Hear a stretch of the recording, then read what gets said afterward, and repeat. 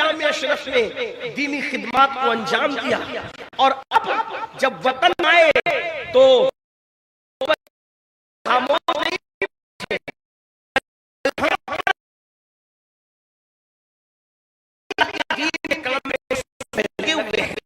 پانچ منزلہ بچیوں کے لیے ادارے کا قیام ہو رہا ہے، خانقاہ کا قیام ہو رہا ہے۔ دیکھیں تو صحیح یہ کیسا مفتی ہے کہ صرف درسگاہ کا قیام نہیں ہے بلکہ خانقاہ کا بھی قیام ہے، اور یہ فکر میں اگر کسی نے رنگینی دی ہے تو وہ مخدوم المشائخ حضور سرکار کلا رحمت اللہ تعالی علیہ کے افکار و نظریات کی برکتیں۔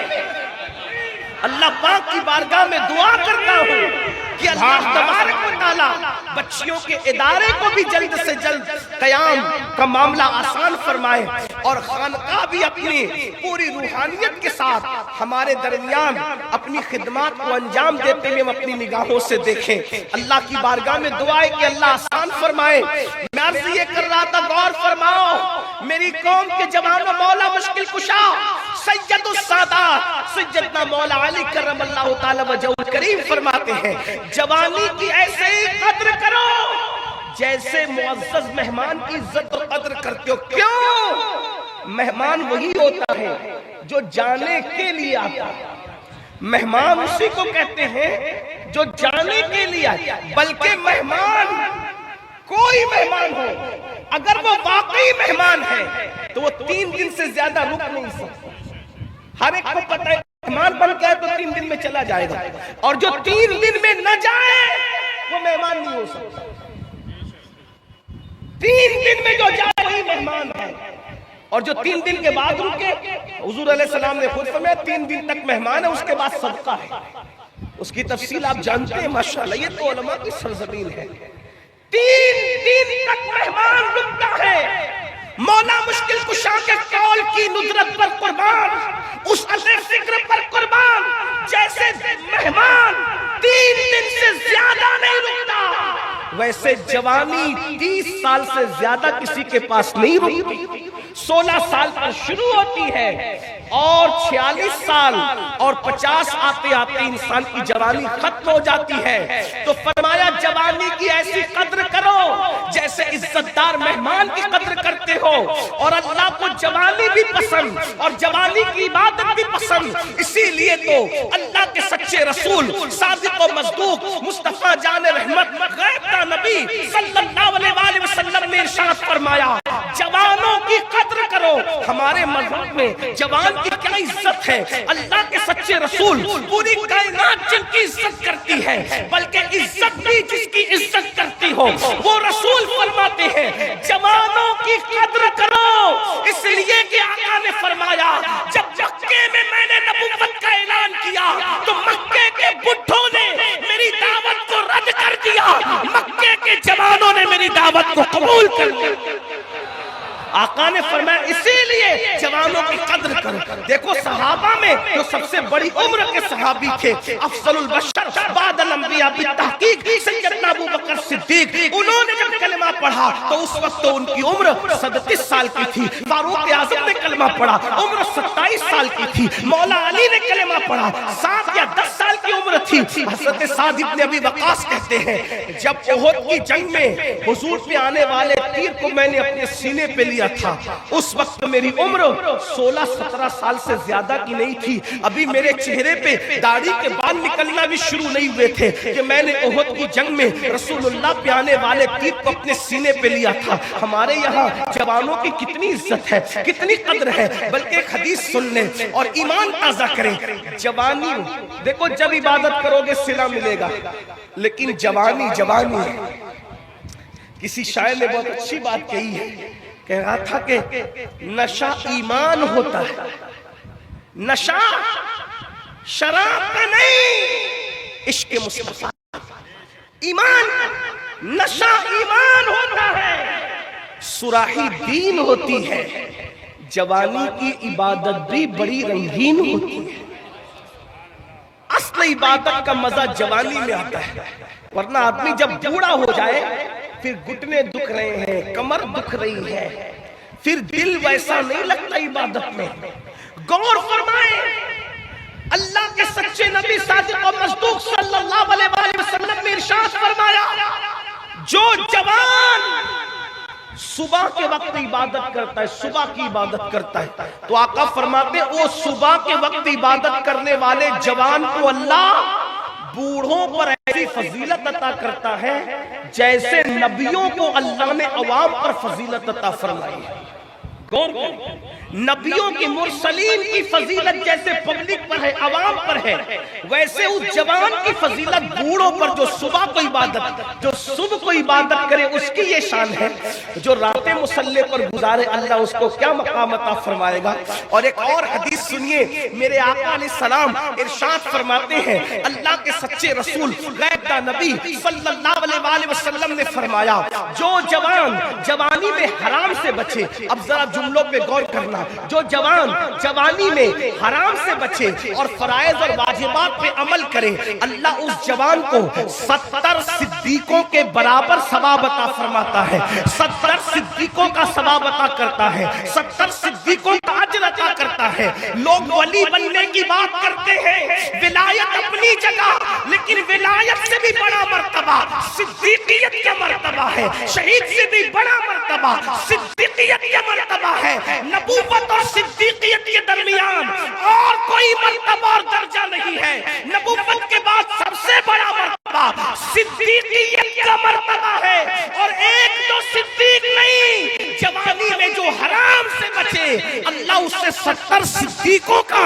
ثواب عطا فرماتا ہے، 70 صدیقوں کا اجر عطا فرماتا ہے۔ صرف حرام سے بچ جاؤ، فرائض اور واجبات کی پابندی کر لو۔ آئیے حرام سے کیسے بچے، کیا کیا حرام ہے، میں چند حرام آپ کو گناتا ہوں، اللہ کرے آپ بچ جائیں۔ صدیق ایک صدیق نہیں، 70 صدیقوں کا اجر۔ اور کون کہہ رہا ہے؟ جلسے کے ناظم نے نہیں کہا کہ لوگ مبالغہ کر جائیں، نہیں، یہ اس نے کہا ہے۔ میرے امام کہتے ہیں وہ زبان جس کو سب کن کی کنجی کہے، اس کی نافذ حکومت پہ لاکھوں سلام، وہ دہن جس کی ہر بات وحی خدا، چشمہ علم و حکمت پہ لاکھوں سلام۔ حرام سے بچو، جوانی میں حرام سے بچو، فرائض اور واجبات کی پابندی کرو، 70 صدیقوں کا اجر ملے گا، 70 صدیقوں کا اجر ملے گا۔ حرام کیا ہے؟ نمبر 1 گن لیتے چلیں جتنے وقت میں گنجائش ہے، کیونکہ محفل تو جاری رہے گی لیکن مجھے اپنے وقت میں گفتگو تمام کرنی ہوگی۔ لیکن نمبر 1 پہلی چیز جو حرام ہے اور اشد حرام ہے وہ ہے جھوٹ۔ جھوٹ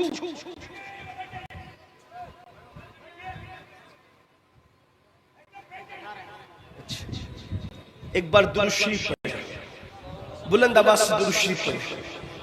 رب صلی وسلم دائما ابدا علی حبیبک خیر الخلق کلہم۔ جلدی سے چلتے ہیں۔ جھوٹ آج ہمارے سماج میں، معاشرے میں جھوٹ کو حرام سمجھا ہی نہیں جاتا، جھوٹ فیشن۔ حالانکہ مذاق میں بھی جھوٹ بولنا حرام۔ اگر کوئی مذاق میں بھی جھوٹ بولے، جیسے مثال کے طور پر کہ کوئی یہ کہہ دے اپنے بچے کو چھوٹے بچے کو 3-4 میں تمہیں سنڈے کے دن پارک میں گھمانے لے جاؤں، ایسی کہتے اور نہیں لے گیا، جھوٹ بولا، حرام۔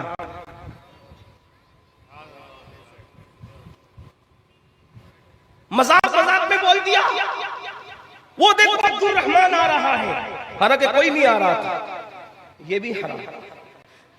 اندازہ فرمائیں جس مذہب میں، اب ذرا توجہ سے غور سے، میرے بھائیوں ٹائم میرے پاس کم ہے، اگر آپ لوگ اسی طرح بات کرتے رہے تو میرا وقت، کوئی کچھ نہ کہے، میں عرض کر رہا ہوں کوئی کچھ نہ کہے، تھوڑی دیر سن لیں، بہت اچھے لوگ ہیں آپ، محبت والے لوگ، تھوڑی دیر سنیں۔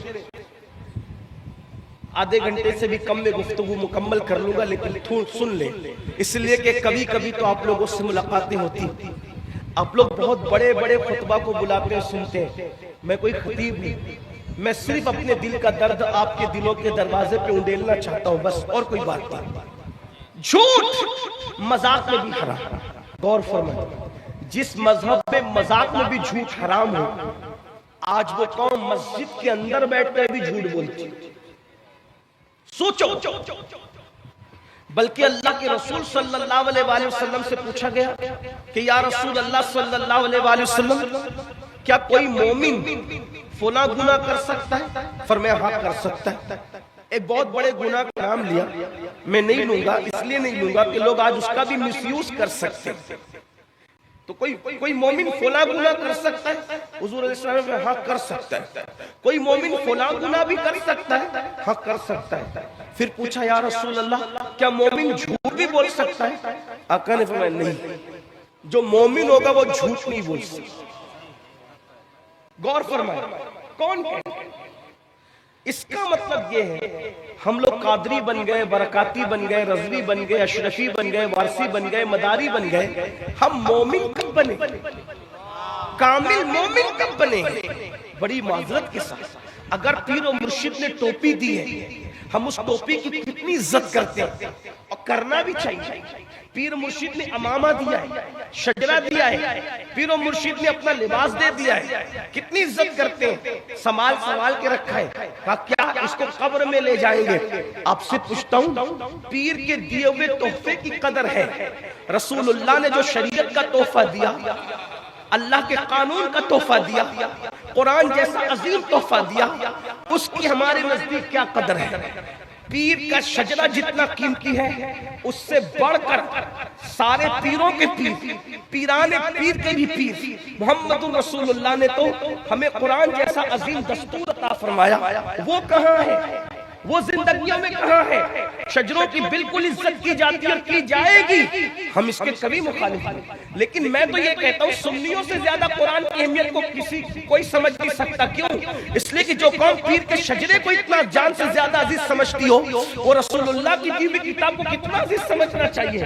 لیکن بڑی معذرت کے ساتھ ہم نے زور اور چیزوں پہ دیا, حقائق سے ہم کہیں نہ کہیں آنکھیں چرا رہے ہیں. اور سن لو, اپنے زمانے کے بڑے بڑے مفتیوں کے درمیان اگر میں غلطی کروں تو یہ میری اصلاح کریں گے, اور یہ صرف دارالعلوم والے درسدائی لوگ نہیں بلکہ خانقاہی لوگ بھی ہیں. سن لینا, اگر رسول اللہ کے دیے ہوئے قرآن کی قدر نہیں کرو گے تو پیر کا شجرہ قبر میں رکھنا کوئی تمہارے کام نہیں آ سکے گا. قرآن کو چھوڑ دیا, جو قوم قرآن کو چھوڑ دے اللہ کے رسول اس کے خلاف اللہ کی عدالت میں شکایت کریں گے, اللہ میری قوم نے میرے قرآن کو چھوڑ دیا تھا. جس کی شکایت شافعی یوم النشور کرے اس کی سفارش کون کرے گا؟ کون اس کی سفارش کرے گا؟ اور قرآن میں ہے کہ اللہ رب العزت جھوٹوں پر لعنت کرتا, لعنت اللہ علی الکاذبین, جھوٹوں پہ اللہ کی لعنت ہے. حدیث پاک میں آیا جب کوئی بندہ ایک بار جھوٹ بولتا ہے تو اس کے منہ سے اتنی بدبو نکلتی ہے کہ 1 میل دور فرشتہ ہٹ جاتا ہے. تمہارے ہم نے بڑے بڑے منجن بہت زیادہ قیمتی جو ہے وہ ٹیوب پیسٹ استعمال کر کے منہ کی بدبو دور کرنے کی کوشش کی. وہ جھوٹ کی بدبو جس سے فرشتہ دور ہٹتا ہے, اس کے لیے کون سی صفائی کا انتظام کیا؟ حرام سے بچو جوانی میں, 70 صدیقوں کا ثواب میں. نمبر 2, دوسرا حرام بد نگاہی, یعنی جن جیسے بد نگاہی سے مراد عورتوں کو بے پردہ دیکھنا. یہ بھی لوگ گناہ نہیں سمجھتے, اور یہ بھی سمجھ لے جان لے کہ جس طرح مردوں کا عورتوں کو بلا عذر دیکھنا حرام ہے, ویسی عورتوں کا مردوں کو بھی بلا عذر دیکھنا حرام ہے. قرآن کہتا ہے قُلْ لِلْمُؤْمِنِينَ يَغُضُّوا مِنْ أَبْصَارِهِمْ, مومنوں کو کہہ دو, اے محبوب اپنے غلاموں کو, مومنوں کو کہہ دو کہ وہ اپنی نگاہوں کو نیچی رکھیں.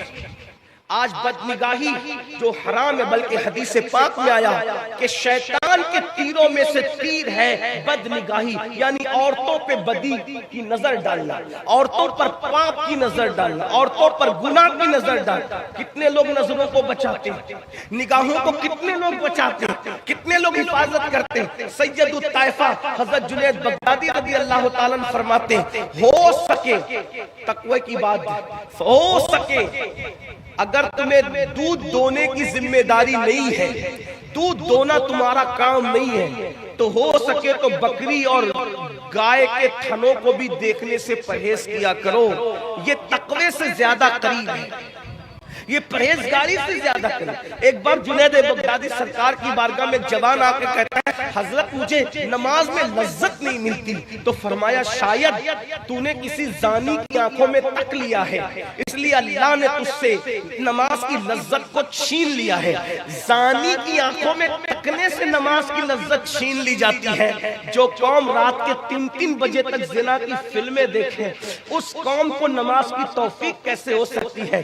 اس لیے کہ قدرت جس سے ناراض ہوتی ہے اس سے روزی روٹی نہیں چھینتی، قدرت جس سے ناراض ہوتی ہے اس سے عبادت کی توفیق چھین لیتی ہے۔ مسجدوں سے دور ہونے والوں، مسجدوں سے رشتہ توڑ لینے والوں، میں تو لوگوں کو کہتا ہوں کیا دن آ گئے۔ اقبال جیسے مفکر نے کہا تھا دی اذانیں کبھی یورپ کے کلیساؤں میں اور افریقہ کے تپتے ہوئے صحراؤں میں، دشت تو دشت ہے دریا بھی نہ چھوڑے ہم نے، بحر ظلمات میں دوڑا دیے گھوڑے ہم نے۔ میں پوچھنا چاہتا ہوں تم ہی تو تھے نا میرے جوانوں، تم نے یورپ کے کلیساؤں میں اذانیں پڑھی تھی، افریقہ کے صحراؤں میں اذانیں پڑھی تھی، تم ہی تھے۔ آپ سے پوچھتا ہوں آج تم یورپ کے کلیساؤں میں کیسے اذان پڑھو گے؟ جس کی حالت آج اتنی گر چکی، جو خود کے پیدا کیے ہوئے بچے کے کان میں اذان دینے کا علم نہیں رکھتا، وہ یورپ کے کلیساؤں میں کیسے اذان دے سکتا ہے؟ وہ افریقہ کے صحراؤں میں کیسے اذان دے سکتا ہے؟ کتنے حالات گر گئے، دین سے کتنے دور ہو گئے۔ آؤ سیدنا سلمان فارسی سرکار ارشاد فرماتے ہیں، حضرت سلمان فارسی کون ہے؟ اللہ اکبر، جن کے بارے میں میرے آقا نے ارشاد فرمایا کہ سلمان میری امت کے زاہدوں میں سے۔ کیسا زاہد؟ عراق کا گورنر بننے کے بعد بھی جس نے چھت کے نیچے کبھی سونا پسند نہیں، بغیر چھت ایک درخت کے نیچے عراق کا گورنر رہتا تھا، جس کا خود کا گھر نہیں تھا اسے سلمان فارسی کہتے ہیں، جس نے کبھی اپنا گھر نہیں بنایا اس کو سلمان فارسی کہتے ہیں۔ اللہ اکبر، وہ سلمان فارسی فرماتے ہیں، دیکھو نگاہ کی حفاظت کے بارے میں سرکار سلمان فارسی کا قول سن۔ سلمان فارسی فرماتے ہیں میں مارا جاؤں پھر زندہ کیا جاؤں، پھر مارا جاؤں پھر زندہ کیا جاؤں، پھر مارا جاؤں پھر زندہ کیا جاؤں۔ 3 بار مرنے کی تکلیف اٹھانا میرے لیے آسان ہے، لیکن 1 مرتبہ کسی کی شرمگاہ دیکھنا میرے لیے مشکل ہے۔ جملے پہ غور کریں، اندازہ کریں، میری قوم کے جوانوں، جوانی میں اپنی آپ کو برباد مت کرو، ہلاک مت کرو، تباہ مت کرو، سوچو اور غور کرو۔ سلمان فارسی کہتے 3 مرتبہ موت کی تکلیف اٹھانا آسان اور 1 مرتبہ کسی کی شرمگاہ دیکھنا میرے لیے مشکل۔ کہا کیوں؟ کہا کہ 1 بار کسی کی شرمگاہ دیکھنے پر یا خود کی شرمگاہ دکھانے پر جو عذاب دیا جائے گا وہ عذاب 3 مرتبہ موت کی تکلیف سے بھی زیادہ سخت ہوگا۔ اس لیے میں مرنا تو پسند کرتا ہوں لیکن کسی کی شرمگاہ، کسی کے سطر کو دیکھنا پسند نہیں کرتا۔ یہ باتیں حیا کی وجہ سے کہنے کی ہمت بھی نہیں ہوتی، مگر کریں کیا؟ جیسا مریض ہے ویسی دوا تو دینی پڑے گی۔ وہ قوم سلمان فارسی جو یہ بات کہیں کہ 3 مرتبہ مرنے کی تکلیف اٹھانا گوارا ہے، مگر 1 بار کسی کے سطر دیکھنے پہ جو عذاب ہوگا اس کی تکلیف ہم برداشت نہیں کر سکتے۔ آج کیا ہو گیا؟ زنا کی فلمیں عام ہو رہی ہے، اللہ اکبر، اور اسی کی وجہ سے زنا بھی عام ہو رہا ہے۔ میری قوم کے جوان 16 17 سال کی عمر میں وہ سب کچھ کر جا رہے ہیں، اللہ اکبر، جس کا تصور نہیں کیا جا سکتا۔ اللہ اکبر، یہی قوم کے جوان تھے، یہی مسلم جوانوں کی کیفیت تھی۔ اگر کوئی بندہ اپنی بیٹی کو عزت کی حفاظت چاہتا تو وہ کہتا چلو چل کر مسلمانوں کے محلے میں رہیں گے، اس لیے کہ مسلمان لوگ کسی کی بیٹی پر ہاتھ نہیں اٹھاتے، کسی کی بیٹی پہ آنکھ نہیں اٹھاتے۔ اللہ اکبر، یہ کردار تھا۔ اگر کوئی مسافر سفر کے لیے نکلتا تو اپنی بیٹی کو کسی مسلمان کے گھر رکھ کر کے جاتا کہ یہ مسلمان ہے، یہ کچھ اور تو کر سکتا ہے لیکن کسی کی بیٹی پر باپ کی آنکھ نہیں اٹھا سکتا۔ اور آج ہم بدنگاہی کا شکار ہیں۔ اللہ اکبر، سن لو، اگر بدنگاہی کا شکار ہو تو اللہ کے سچے رسول غیب کا نبی صلی اللہ علیہ وسلم نے ارشاد فرمایا، جو اپنی آنکھوں سے حرام کو دیکھے گا قیامت کے دن اس کی آنکھوں میں جہنم کی سلائیاں پھیری جائے گی، جہنم کی سلاخیں ڈالی جائے گی۔ آپ مجھے بتائیں، ایک اور گناہ حرام، کانوں میں ایئر فون لگا کر جو میرے جوان گانے سنتے، میوزک، گانے، موسیقی، وہ گانے جو زنا پر ابھارے، وہ گانے جو حرام پر ابھارے، وہ گانے جس میں کفریہ اور شرکیہ کلمات ہو۔ اللہ کے رسول صلی اللہ علیہ وآلہ وسلم ارشاد فرماتے ہیں کہ جن کانوں نے گانے سنے ہوں گے قیامت کے دن ان کانوں میں سیسا پگھلا کر کے ڈالا جائے۔ ان کا ہے ہمارے اندر طاقت اللہ کے عذاب کو برداشت کرنے کی طاقت نہیں ہے، تو بات سمیٹتے ہیں، سچی توبہ کر، اللہ کی طرف پلٹو۔ کیوں؟ اور جوانی میں ہی پلٹ جاؤ، جوانی ہی میں پلٹ جاؤ، کیونکہ اللہ کے رسول نے فرمایا جو جوانی میں توبہ کرتا ہے اللہ اس جوان کو اپنا محبوب بنا لیتا۔ اگر اللہ کا محبوب بننا جوانی ہی میں توبہ کر۔ اور جن لوگوں نے جوانی میں توبہ کی وہ کیا تھے، خدا نے کیا بنا دیا۔ اختتامیہ کے طور پہ اپنی بہنوں کی بھی توجہ چاہتا ہوں، اس لیے کہ بہنیں بھی، پہلے عورتیں گناہ کے معاملے میں اتنی آگے نہیں تھی، لیکن برا ہو سیریلوں کا، برا ہو فلموں کا، اس نے بھی عورتوں کو بہت مس گائیڈ کیا۔ آپ کے یہاں کی عورتیں ایسی نہیں ہیں، ہندوستان کی عورتیں ایسی نہیں ہیں، لیکن دنیا سے یہ بات ہمارے کانوں میں آ رہی ہے اور تقریر تو پوری دنیا ہی کے لوگ سنتے ہیں، الحمدللہ۔ اب تو ایسا ہے کہ سالی بہنوئی سے محفوظ نہیں، الا ماشاءاللہ، چچا زاد بہنیں چچا زاد بھائیوں سے محفوظ نہیں، بھاوج دیور سے محفوظ نہیں۔ یہ فلموں کی گندگی ہے، ہنسنے کی بات نہیں۔ ایک دور وہ تھا میرے بھائیوں کہ بھابھی کا چہرہ دیور پوری زندگی نہیں دیکھتے، اور بھابیاں دیوروں کے سامنے کبھی بے پردہ نہیں آتی۔ اور آج تو لوگ کہتے ہیں بھابھی دیور کا رشتہ تو ہنسی مذاق ہے، یہ کوئی اور مذہب میں ہو سکتا ہے، اسلام میں نہیں ہو سکتا۔ اسلام میں تو ہم دیور جانتے ہیں مولا علی جیسا، اور بھاوت جانتے ہیں سیدہ عائشہ صدیقہ جیسا۔ ہمارے مذہب میں تقدس، ہمارے مذہب کی پوترتا کی ہے۔ کیا ہو گیا، کیا ہوا ہے میری قوم کو؟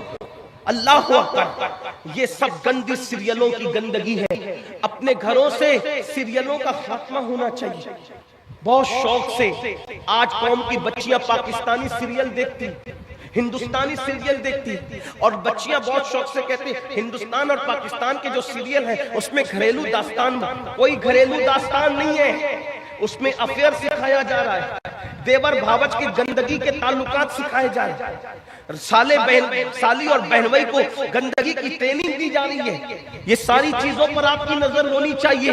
اپنے گھروں میں اسلامی ماحول بناؤ، اپنے گھروں میں اسلامی کلچر کو رواج دو، اپنے گھروں میں تقویٰ پرہیزگاری کے ماحول کو رواج دو۔ آج لوگ کہتے ہیں ہم دنیا میں اسلام کا پرچم لہرائیں گے، میں کہتا ہوں اپنے گھر کی سلطنت تیرے ہاتھ میں ہے۔ جب تو اپنے گھر میں اسلام قائم نہ کر سکا تو تو محلے میں کیا اسلام قائم کرے گا میرے بھائی؟ تو دنیا میں کیا اسلام قائم کر؟ تیرے گھر میں تیری چلتی ہے، جب تو نے وہاں اسلام قائم نہیں کیا، بتا۔ یہ بہنیں بیٹھی ہوئی ہیں، ان سے کہتا ہوں سن لے وہ بھی توجہ کے ساتھ۔ پہلے کی عورتیں کیسی تھی؟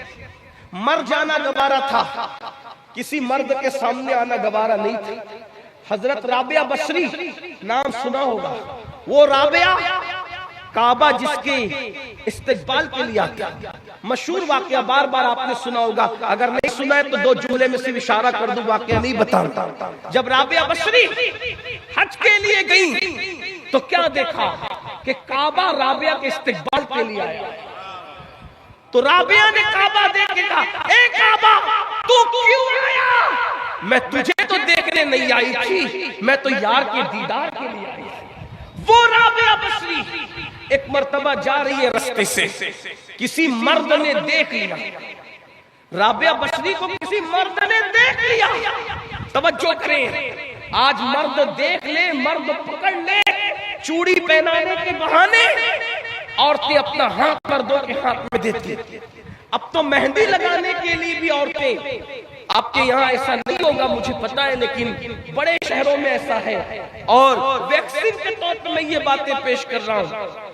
مہندی لگانے کے لیے عورتیں مردوں کے پاس جاتی ہے، اس میں تو بہت سے مسلمان بھی نہیں ہوتے، اور وہ ٹائٹ جینس پہن کے بیٹھتے کمینے جان بوجھ کر خبیث، اور وہ تمہاری عورتوں کی کوہنیاں اپنی مانڈی پر رکھتے ہیں، اور مانڈی پہ رکھ کر کے پھر دلہنوں کو مہندی لگاتے ہیں، اور کس طرح پکڑتے ہیں۔ میں بزرگوں کے تقدس کے خیال سے اور منبر کے احترام کے خیال سے یہاں اس کا تذکرہ نہیں کرنا چاہتا، ورنہ ہم لوگ گراؤنڈ ریئلٹی کے لوگ ہیں، زمینی حقائق کے لوگ ہیں۔ ہم دنیا کے جو ہے وہ آسمان کے اوپر اور زمین کے نیچے کی بات کرنے سے پہلے زمینی حقائق کو آپ کے سامنے پیش کرنا چاہتے ہیں۔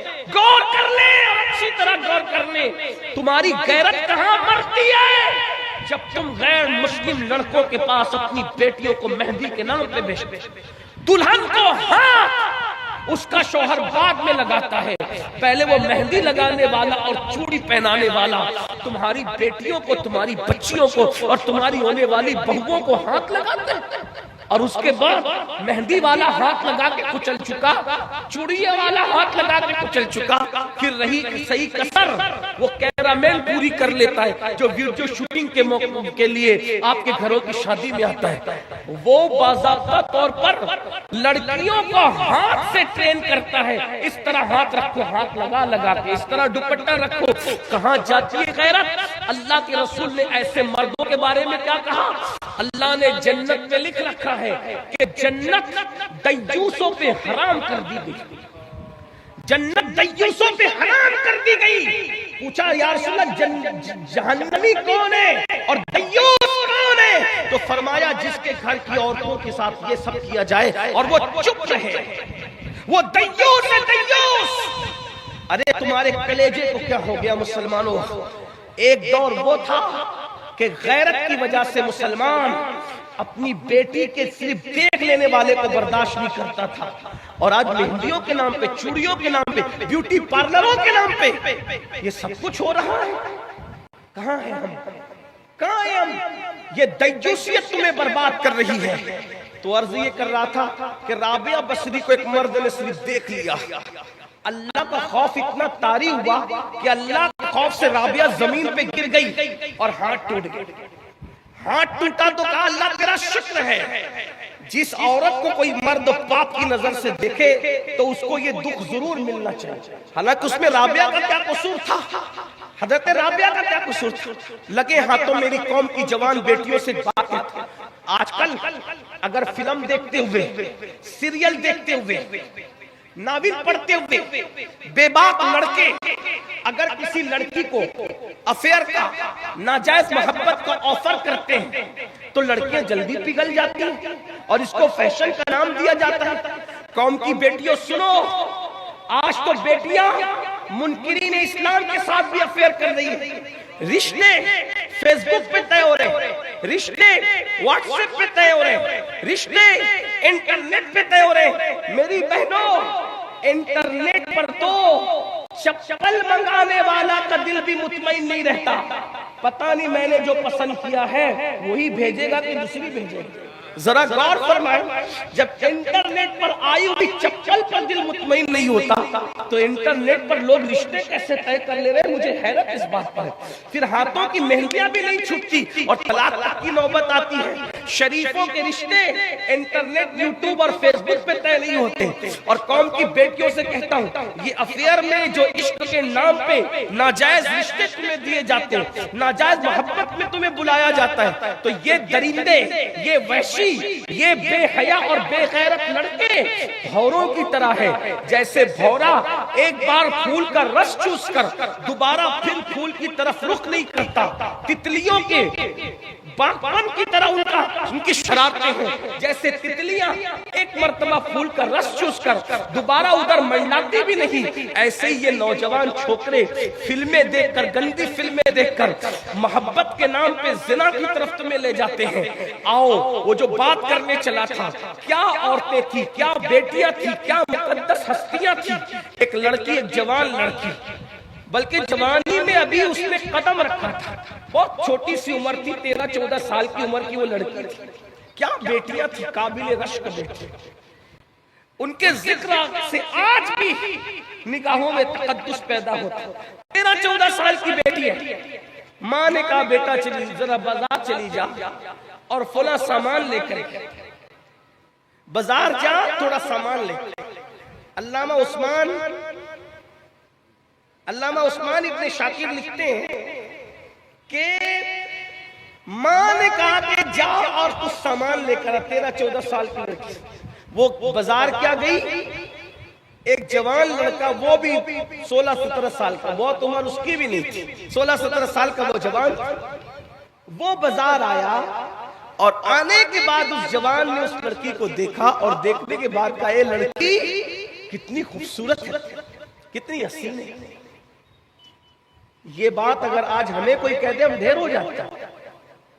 یہ سب جھوٹی تعریفوں سے متاثر نہ ہوا، کوئی سفید چمڑی خوبصورت نہیں ہے، جو چمڑی نے جہنم میں جلنا ہے وہ کب سے خوبصورت ہونے لگی۔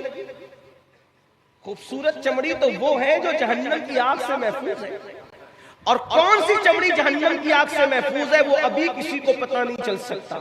یہ تو جب تک کہ فیصلہ نہیں ہو جاتا قدرت کی طرف سے، اس وقت تک کوئی نہیں کہہ سکتا۔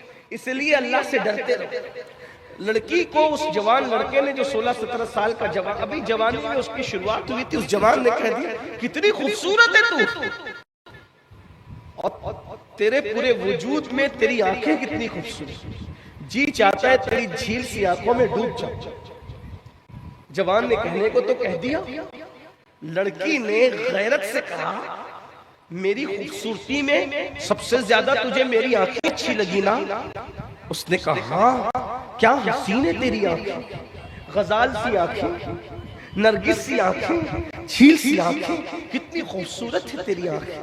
اس لڑکی نے غصے اور غیرت کے ملے جلے جذبات میں کہا رک رک رک رک، ابھی تیرا علاج کرتی ہوں۔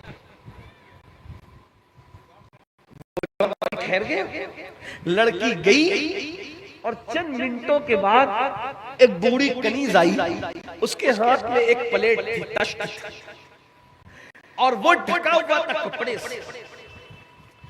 آنے والی کنیز نے کہا اے لڑکے تو ہی وہ جوان ہے نا، تھوڑی دیر پہلے کسی لڑکی کے حسن و جمال اور اس کی آنکھوں کی تو نے تعریف کی؟ ہاں میں وہی جوان ہوں۔ کہا اس لڑکی نے یہ تمہیں تحفہ بھیجا ہے۔ وہ جوان سمجھ گیا پہلی ہی محبت کامیاب، پہلی ملاقات کامیاب، لیکن جیسے ہی اس نے تشت سے کپڑا ہٹایا حیران رہ گیا۔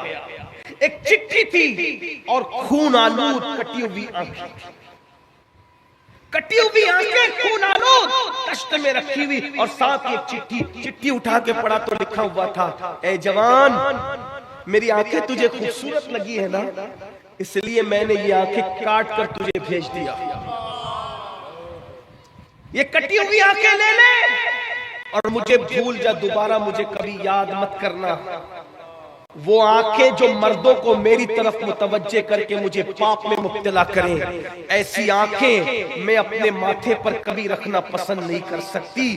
میں اندھی بن کر تو رہنا پسند کر سکتی ہوں، مگر بے حیا اور بے غیرت بن کر کے رہنا پسند نہیں کر سکتی۔ اس جوان کے پیروں کے نیچے سے زمین کھسک گئی اور اس جوان نے سوچا یا اللہ میرے چند جملوں کی وجہ سے ایک لڑکی کی آنکھیں چلی گئی، وہ نابینا ہو گئی، وہ اندھی ہو گئی، کون اس سے شادی کرے گا، کون اس کو بیوی بنائے گا، کون اس سے نکاح کرے گا؟ چلو اللہ سے توبہ، اللہ کی بارگاہ میں توبہ کرنا چاہیے۔ وہ جوان گھر آیا بوجھل قدموں سے، پوری رات تڑپتا رہا، روتا رہا، معافی مانگتا رہا۔ کسی کہنے والے نے بہت اچھا جملہ کہا ہے، دل دکھاتے ہیں مخلوق کا اور توبہ کرتے اللہ کی بارگاہ میں۔ حالانکہ قدرت تو قانون بنا چکی ہے کہ جب تک میرے بندے معاف نہیں کریں گے، حق تلفی کرنے والوں کو میں بھی معاف نہیں کروں گا۔ لیکن وہ جوان سوجھ بوجھ والا تھا، اس جوان کی کوئی بے ادبی نہیں کر رہا، اس کی انداز بیاں ایسا ہے، ورنہ تصور میں بھی کہیں اس جوان کی بے ادبی نہیں ہے۔ وہ جوان میرے سر پر، میری آنکھوں پر، میرے دل پر، میرے قلب پر، میرے جگر پر اس کی نالین کا نقش، لیکن اللہ ہوا توبہ کرتا رہا، صبح دل میں خیال آیا، اے جوان دل دکھانا مخلوق کا اور توبہ کرنا رب کی بارگاہ میں، چلو اس سے بھی تو معافی مانگ لیں، اس سے بھی تو معافی طلب کر لیں۔ اور وہ جوان گیا اس لڑکی کے محلے میں تو کیا دیکھا کہ پورا محلہ غم میں ڈوبا ہے اور لوگ کسی جنازے کو پورے عزت اور احترام کے ساتھ اٹھا رہے ہیں، پورے محلے کو روتا دیکھا۔ اس جوان نے کہا کس معزز ہستی کا انتقال ہو گیا کہ پورا محلہ غم میں ڈوبا ہوا ہے، ایک گھر نہیں پورا محلہ۔ تو کسی نے کہا پتہ نہیں کون منچلا تھا، پتہ نہیں کون دیوانہ تھا، ہمارے محلے کی بیٹی کل صبح بازار گئی، اس کی آنکھوں کی کسی نے تعریف کیا کر دی، غیرت کی وجہ سے اس بیٹی نے آنکھیں کاٹ کے اس کو بھجا دیا، اور غیرت کی وجہ سے آنکھیں تو کاٹ لی لیکن برداشت نہ کر سکی، دن بھر تڑپتی رہی، رات بھر تڑپتی رہی، آنکھوں کا کاٹنے کا دکھ اس سے برداشت نہ ہوا، اور صبح ہوتے ہوتے اس بیٹی کا انتقال ہو گیا۔ ہماری غیرت مند بیٹی نے آبرو بچانے کے لیے اپنی جان تک دے دی، مر گئی، وہ دنیا چھوڑ دیا اس نے۔ اس جوان نے کہا اے جوان تیرے چند جملوں نے صرف کسی کی آنکھیں نہیں بلکہ کسی کی جان تک لے لی ہے۔ ایک قوم کی بیٹی نے صرف آنکھیں نہیں کھویا بلکہ تیرے چند جملوں کی وجہ سے اس نے تو جان کھو دی ہے۔ مر گئی ایک قوم کی ایک بغیرت بیٹی، ایک باغیرت بیٹی مر گئی ایک قوم کی۔ اے جوان تینے کیا کر دیا؟ احساس احساس احساس۔ پھر اس جوان نے جو 16-17 سال کا جوان تھا، اس نے اللہ کی بارگاہ میں سچی توبہ کی، مولا میرے چند جملوں سے کسی کی آنکھ جا سکتی ہے، کسی کی جان جا سکتی ہے، اب میں تجھ سے وعدہ کرتا ہوں کہ کبھی بھی میں کوئی عورت تو کیا کسی مرد کو بھی نظر بھر کے نہیں دیکھوں گا۔ اور پھر توبہ کے بعد وہ جوان ایک مرشد کی تلاش میں تھا، اور اس جوان کو مرشد ملا تو سید السادات خاتم الولایت فاتح خیبر سیدنا علی ابن ابو طالب جیسا مرشد ملا، اور پھر وہی جوان دنیا میں امام حسن بصری کے نام سے مشہور ہو گئے۔ اور اسی حسن بصری کو پھر وہ مقام ملا کہ رسول اللہ کا معراج والا جبہ جو رسول اللہ نے مولا علی کو دیا تھا، وہ جبہ مولا علی نے امام حسن بصری کو عطا فرمایا۔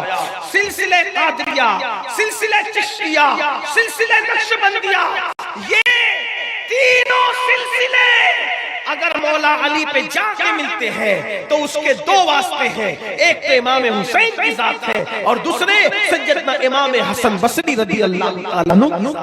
یہ ہے جوانی میں توبہ کی برکت، یہ ہے جوانی میں توبہ کی عنایت۔ اس لئے میرے جوانوں آؤ صدق دل سے ہم سب اللہ کی بارگاہ میں توبہ کریں، اپنے آپ کو بدلیں، زندگی میں انقلاب پیدا کریں، ورنہ یاد رکھیں یہ جوانی آئی ہے چلی جائے گی، بڑھاپے میں پچھتاؤ گے۔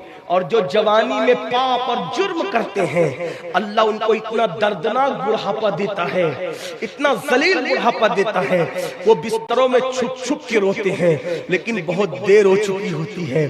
کوئی پوچھتا نہیں، حتیٰ کہ جوانی میں پاپ کرنے والے بڑھاپے میں بھیک مانگتے ہیں تو قدرت ان کو بھیک بھی نہیں ملنے دیتی۔ سید الطائفہ حضرت جنید بغدادی بغداد کے بازار سے گزر رہے تھے، ایک بڈھا بھیک مانگ رہا تھا، بغداد والے اس کے کٹورے میں بھیک بھی نہیں ڈال رہے تھے، تو کسی نے کہا مرشد بغداد والے اتنے سخت دل ہو گئے کہ اس بڈھے کو بھیک بھی نہیں دیتے۔ تو مرشد جنید بغدادی نے فرمایا تھا کہ شاید اس نے جوانی میں پاپ کیے ہوں گے، اس لیے اللہ نے اس کو اتنا ذلیل بڑھاپا دیا۔ اور جب تحقیق کی گئی تو پتہ چلا کہ سرکار جنید بغدادی کا اندازہ صحیح تھا۔ اس لیے جوانی کی یہ خوبصورت راتیں چلی جائے گی، جوانی کی یہ رنگین سی راتیں چلی جائے گی میرے بھائیوں، اے میرے جوانوں، پھر ایک رات قبر کی رات ہوگی، اسی جسم کو سڑنا ہے۔ جوانی میں پاپ کرنے والوں، پاپ کرو گے تو یہ جسم قبر میں سڑے گا، بدبودار ہوگا، اس کو قبر کی مٹی کھائے گی، اس کو قبر کی مٹی کھائے گی، اس میں کیڑے چلیں گے، یہ آنکھیں بہے گی۔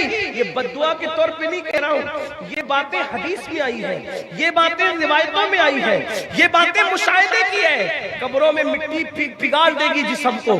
سوچو تو صحیح، جو جسم مچھر کا ڈنگ برداشت نہیں کر سکتا، جو جسم مکھی کا ڈنگ برداشت نہیں کر سکتا، جوانی میں پاپ کرنے والوں، جب اس کو کیڑے پڑیں گے، اس جسم میں کیڑے پڑیں گے، پاپ کرنے والوں کیڑے، تو کیسے برداشت کرو گے؟ کون بچائے گا؟ سفید کپڑے پہن کر اسمارٹ بننے والوں، چہرے پہ گازے حسن بن کر مل کے خوبصورت بننے والوں، کاسمیٹک آئٹم کا استعمال کر کے حسین بننے والوں، کاسمیٹک آئٹم کے استعمال کو میں منع نہیں کرتا، اگر حرام نہیں ہے تو خوبصورتی کے لیے استعمال کر سکتے ہو، لیکن یاد رکھو دنیا میں چمڑی کو چمکا کے کیا ملے گا؟ اگر پاپ کر رہے ہو تو اسی خوبصورت چمڑی کو قبر کے کیڑے کھائیں گے۔ اس لیے توبہ کر لو، سدھر جاؤ، بدل جاؤ، تبدیل ہو جاؤ، اللہ کو راضی کر لو، اللہ کو منا لو۔ اگر جوانی میں خدا کو منا لیا تو قبر کے کیڑے تو دور کی بات ہے، انشاءاللہ تمہارا کفن بھی ملا نہیں ہوگا اور دنیا کہنے مجبور ہو جائے گی زمین میلی نہیں ہوتی، زمن میلا نہیں ہوتا، محبت کے غلاموں کا کفن میلا نہیں ہوتا۔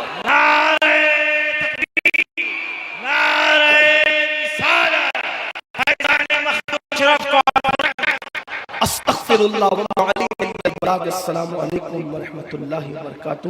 جائیں نہیں، محفل جاری رہے گی، آپ تشریف رکھیں، محفل کے تقدس کو قائم رکھیں۔